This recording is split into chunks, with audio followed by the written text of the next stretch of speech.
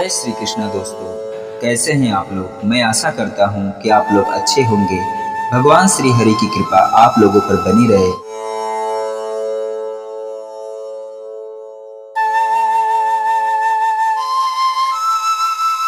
दोस्तों, शास्त्रों पुराणों में बताया गया है कि मनुष्य धरती पर रहकर जो भी अच्छे या बुरे कर्म करते हैं, उन सभी कर्मों का लेखा जोखा मृत्यु के बाद होता है और उसके अनुसार सजा और पुनर्जन्म मिलता है।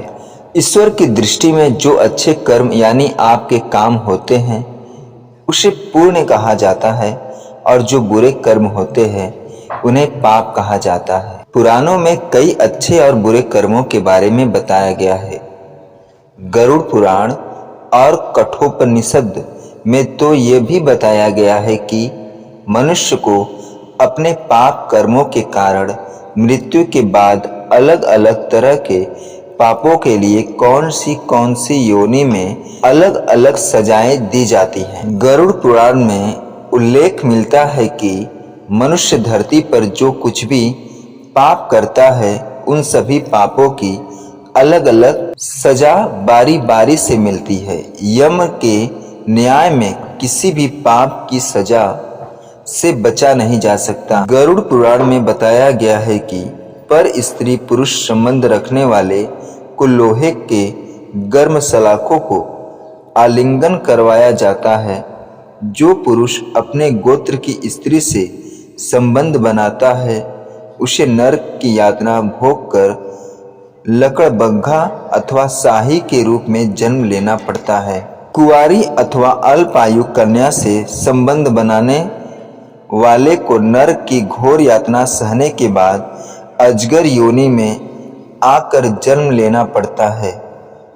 जो व्यक्ति काम भावना से पीड़ित होकर गुरु की पत्नी का मान भंग करता है, ऐसा व्यक्ति वर्षों तक नरक की यातना सहने के बाद गिरगिट की योनि में जन्म लेता है। मित्र के साथ विश्वासघात करके उसके पत्नी से संबंध बनाने वाले को यमराज गधा की योनि में जन्म देते हैं।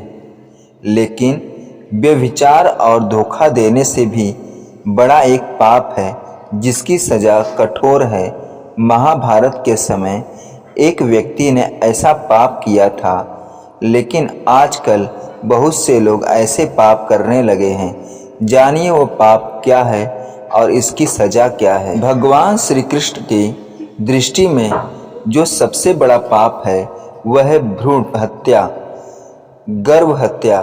महाभारत युद्ध समाप्त होने के बाद जब द्रोणाचार्य के पुत्र अश्वत्थामा ने उत्तरा के गर्भ में पल रहे बालक परीक्षित पर ब्रह्मास्त्र का प्रयोग करके उसकी हत्या कर दी, तब भगवान श्री कृष्ण सबसे अधिक क्रोधित हुए थे।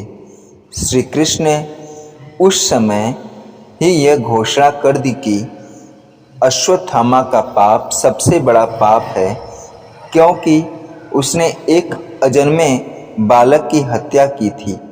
श्री कृष्ण ने इस पाप की सजा स्वयं अश्वत्थामा को दी। श्री कृष्ण ने अश्वत्थामा के सिर पर लगा चिंतामणि रत्न छीन लिया और श्राप दिया कि तुमने जन्म तो देखा है लेकिन मृत्यु को नहीं देख पाओगे, यानी जब तक सृष्टि रहेगी तुम धरती पर जीवित रहोगे और कष्ट प्राप्त करते रहोगे। श्री कृष्ण भ्रूण की हत्या करने के लिए सबसे कठोर सजा निर्धारित किए हैं और ऐसे ही व्यक्ति को कई युगों तक इस सजा का दंड भुगतना पड़ता है। तो दोस्तों, ये वीडियो कैसी लगी कमेंट में ज़रूर बताइएगा। पूरी वीडियो देखने और सुनने के लिए हमारी ओर से धन्यवाद।